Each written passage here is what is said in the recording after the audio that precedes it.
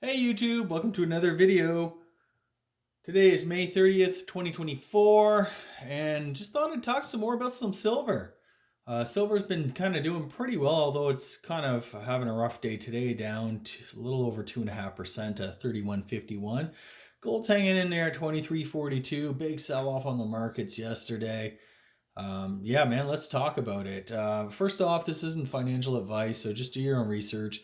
Talk to a financial advisor before doing anything like investing in silver, gold, or any of the strategies I discuss on the channel. Channel is for entertainment purposes only. Second of all, if you guys are into this stuff, please like and subscribe. Check out my website, My Road to Wealth and Freedom. Got some coin articles, got some stuff on bullion, silver, gold, all that stuff. Check it out. Thanks for all your support. For those of you guys who've been with me since day one, much appreciated. And let's continue the conversation. So I haven't been posting that much lately. Um, silver's breaking out today. Like I said, it's kind of having a bit of a correction. 31.51 US. I mean, there's always premiums if you want the physical. Um, right now, for one maple leaf, one silver maple here in Canada, you're looking at getting or paying about, it's a little over $50. So this is quite high, comparatively speaking. And I think the last time I saw silver for that price or higher was, if you guys can remember back to early 21. Was it 21 or 22? I think it was early 21 or 22, the silver squeeze. It happened over a weekend. Premiums shot up Sunday night. I looked at silver, and the cheapest ounce I could find was about $89 an ounce for one physical ounce. And wow, that just sort of blew my mind. So you can sort of see silver equities have been taken off. I noticed Pan American Silver up over $30 Canadian. It's having a run up, despite the fact that it produces more gold than silver. Silvercrest, all the silver stocks have been doing quite well. Unfortunately, I did not have too many silver stocks going into this. Um, and yeah, I think the silver, breaking out like this, sort of caught a lot of people off guard.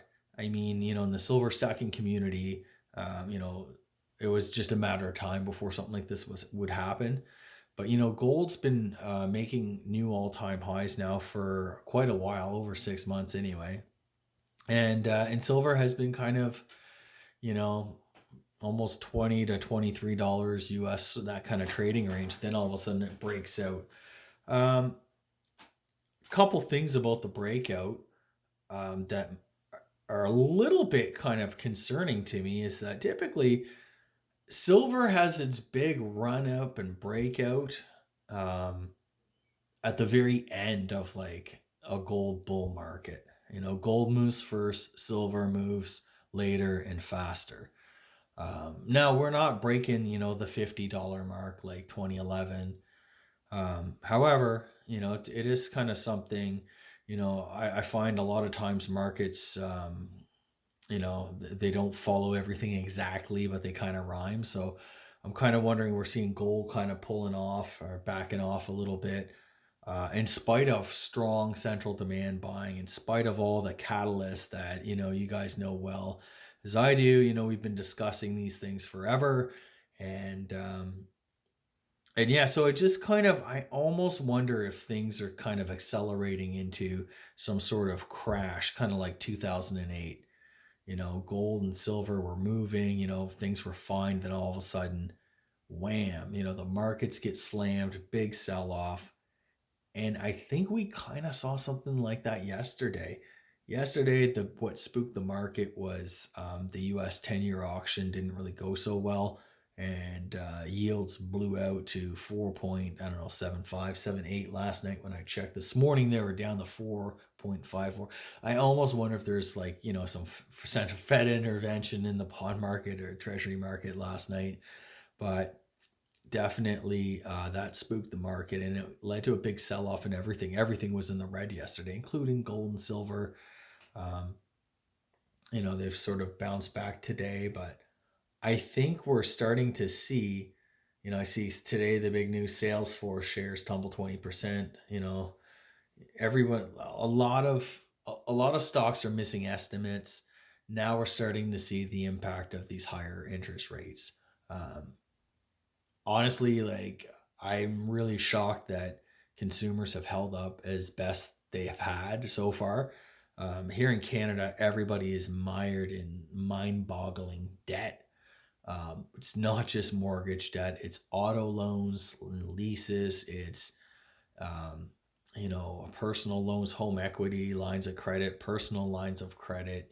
Just debt, debt, debt everywhere. As far as the eye can see, credit card bills run rate up. And, I have to say, I think prices are coming down. I've been to the grocery store just today and I noticed, prices are coming down. And, I'm seeing now um, people talking a bit more about deflation. That's sort of kind of coming back. Um, yeah, so I don't know that, we are in for a big deflationary kind of event, but with this level of debt, um, and as central banks, governments begin to sort of lose control of, the financial system,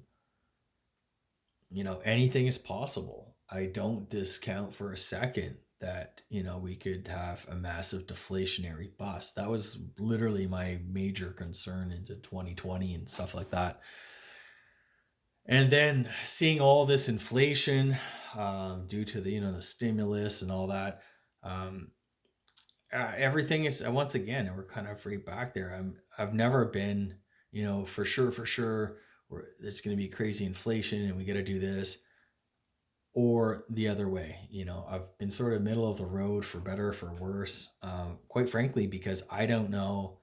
Imagine many of you don't know, and I don't really think anybody knows. That's kind of the scary part about sort of where we're at. Um, yeah, like, I don't discount that things might be okay. Maybe we'll get a soft landing. Um, there's so many different variables. I don't even want to like stress out and think about that, which is why my approach, for better or worse, has always been get out of debt, save, and invest. And, by investing, some of that money I use for things like gold and silver. And right now I feel like, I've seen so many different things talking about, like, like, it's tough to invest. The markets, are really high right now. And, there's a danger of a big sell off. Cash, you're still getting a 5% yield on your cash just for waiting. And that's not too bad. If inflation is 3%, like the government is telling us, we all know those numbers are don't really tell the whole story. But let's just use that as 3%, okay? And you're getting five or better. I mean, that's not that bad. So I really do feel it's almost like a tale of two type of consumers or individuals. If you have a lot of debt, if you're deep in debt, these higher interest rates are just killing you. And on top of that, add in, the crazy inflation that we've seen, for everything that we need, our fuel, our energy, electricity, food, shelter, all of that stuff. And then, you know, if you're a person who has little debt and lots of savings, I mean, this is almost like, like a godsend, basically. Here you are. If you're holding cash before, last year, if I held cash, I was getting like zero. Now holding cash, I'm getting 5.5%, and that is not bad for money that I have on the sidelines when I'm just kind of waiting for kind of things to happen. Um, I've really struggled since 2020 to be fully invested at all in anything really. Um, and I think I'm gonna have some great opportunities, in the next, coming months or years or whatever. So as long as I'm getting a decent yield on cash, I don't mind holding a bit of cash.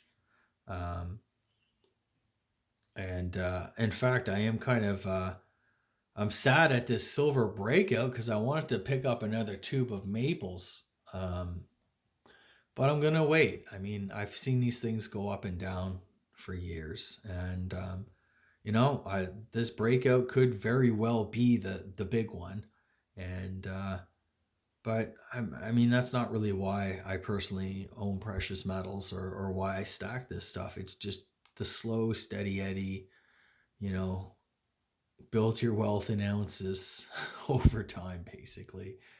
And on that note, the other thing I've been thinking about lately is, there's this big drive in this inflationary environment. A lot of people are saying, the wave of the future is invest in scarcity, things that, you know, gold, physical silver, um, coins, art, um, that type of stuff, right? Bitcoin or whatever.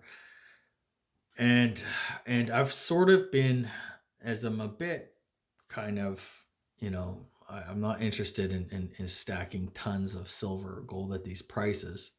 Um, I am interested in picking up really really cool pieces of gold and silver for my coin collection, and that's a little bit what I want to mention today. I wanted to show this. This is a really cool silver dollar. One of my favorite Canadian silver dollars. It's a 1958. I don't know. It's a British Columbia dollar. I've always called this like the totem, obviously, because it has a giant totem pole in the front. You can see some mountains in the background. Kind of commemorates 100 years of the gold rush in BC, and just like a really iconic piece, I guess, of Canadiana, like the totem pole, that whole thing. 1958, we have a portrait of young Queen Elizabeth. Again, this is 80% silver, 20% copper. And I've had this since I was a kid. It was one of the very first silver dollars I've ever purchased. I don't know how old I was, maybe 9 or 10, but I just kind of kept it over this year. I only mention that because to complete a coin order just to get free shipping, I picked up another one of these just this morning. It's an uncirculated example.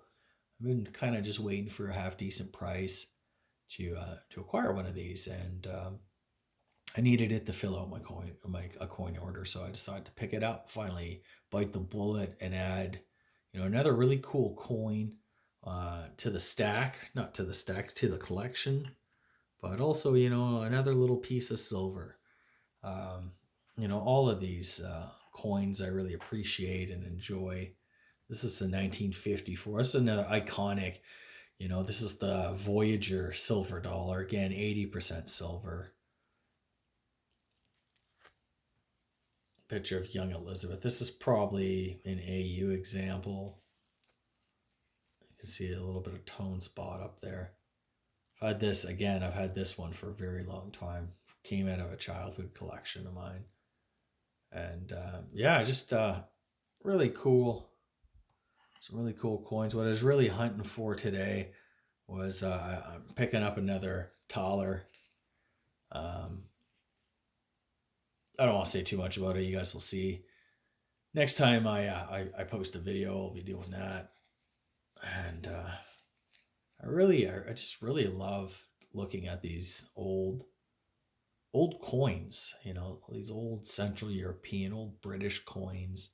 Um, there's a lot of history behind them. I like all the designs and the themes, and the coat of arms and all that. Old medieval coins are really cool.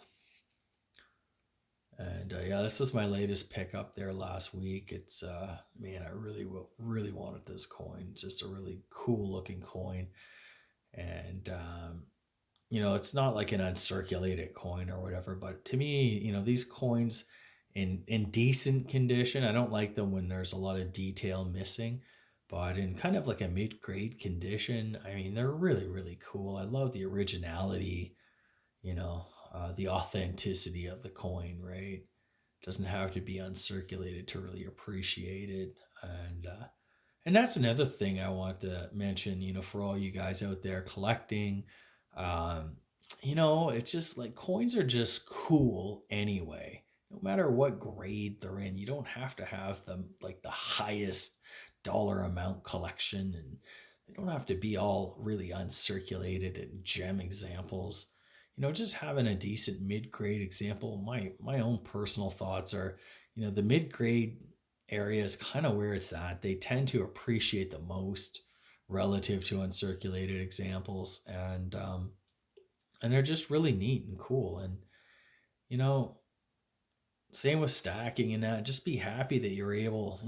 Maybe you don't have as much silver as this. Maybe you have twice as much. But just be happy you were able to slowly acquire um, a few ounces, a few coins, maybe at a 10-ounce bar or something like that. Um, when these prices move up, and one day I'm sure we're going to see, a historic rise in gold and silver. And I'm just thankful for what modest amount I was able to acquire um, now, right? Like, the past, decade basically, um, 20 years, whatever. So, I mean, it's not a race. I find like all this stuff is, there's a lot of hype around this. Last time when we had the silver squeeze, it all kind of shook out and silver dropped back down to $20. I'm sure it's probably going to go back to $20 at some point. Um, I don't ever believe in this time is different. Um, Now, my physical stuff, I don't ever sell. It's not a trade for me. So it's not like I'm going to cash it all in. This stuff has always just been a hedge, and just kind of you know a safe, consistent, solid, way to own some hard assets and slowly build an alternative means of wealth, I guess, outside of the banking system, the investment industry, outside of real estate, um, and all of these things. And it's not really, I don't really know if the banking in it, if the financial system's coming down. It certainly kind of looks that way, but I don't really have, I just don't always believe the hype. And because I find when you believe things, when you believe the hype, when so certain about everything, that's usually when things are really the opposite of what you believe. And if you put all your money into any one particular thing, you can really get hurt. Um, so yeah, that's been sort of my approach. I'm just kind of happy, grateful for what I was able to acquire, and the position that we're able to find ourselves in, with what seems to be this big financial cataclysm at some point we're gonna see. So um, there's really not much else. I really don't think, like, short of becoming like a super like hardcore prepper, homesteading and that type of thing. There's really not much I feel the average person can do to really prepare for, any sort of crazy financial system, that type of eventuality, other than get out of debt and just own some different assets to protect you. Maybe you could trade, maybe you can do whatever. Silver certainly fits that bill. And just one of these coins has a lot of purchasing power behind it. And as our fiat currencies continuously get debased and devalued by government largesse, and you know too much government spending, um, lots of money creation, things like this hold their value over time. And it's certainly worth holding at least a small bit of gold and silver in anyone's portfolio. So I know I don't really have to, I'm kind of preaching to the choir here. Many of us own a lot more than just a small portion. But that's honestly kind of how I feel. And nobody really owns this. I don't know anybody who owns this stuff, guys.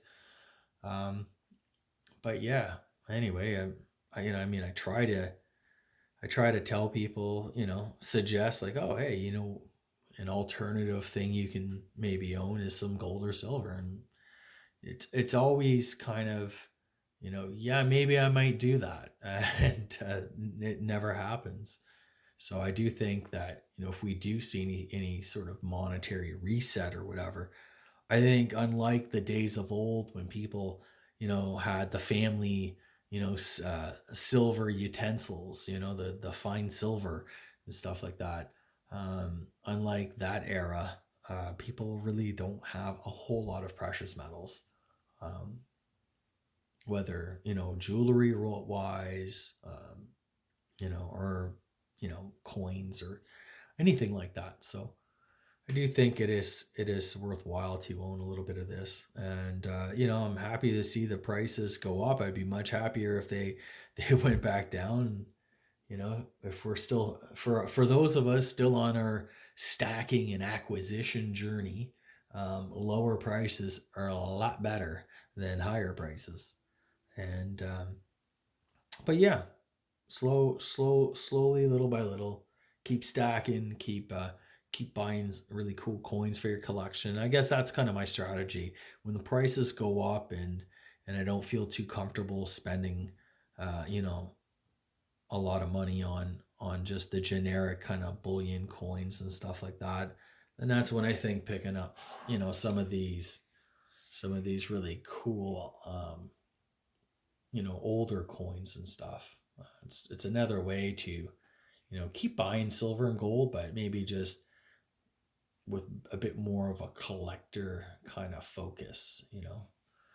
Old, rare, scarce type coins. They hold their value. I mean, they're not always easy to sell, but over time, they do retain their value, and will help you retain a bit of purchasing power.